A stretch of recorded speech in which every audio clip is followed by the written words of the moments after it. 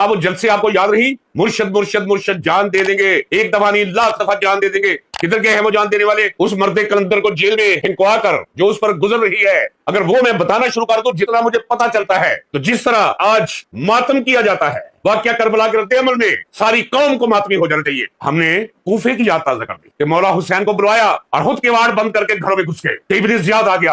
आज के इब्ने जियाद से डरना उसी तरह है जिस तरह कूफी उस दौर के इब्ने जियाद से डर गए। और आले रसूल के साथ जो कुछ हुआ उस सबसे आप वाकिफ है। हक और बातल ये जंग हमेशा जारी रहती। करबला और मौला हुसैन और वो 72 कुदसी नफूस एक इस्तारा है हमारे लिए। मैं तो अक्सर कहता हूँ, मैंने शाही कले में भी कहा कि मौला हुसैन मेरी ताकत का सरचश्मा। मैं जब भी बातल से टकराने का फैसला करता हूँ तो ये ताकत में लेता हूँ करबला से। यही वजह है कि ना डर है ना खौफ है। क्या गुजर जाएगी वो तो नहीं गुजर सकती जो उन पर गुजरी। आप भी कुछ ख्याल कीजिए, उठिए, निकलिए। ये जो खुद अपने हाथों से अपने होठ सी लिए हैं, ये धागा खींचिए। इस वक्त तारीख के इस मोड़ पर खामोशी बहुत बड़ा गुनाह है।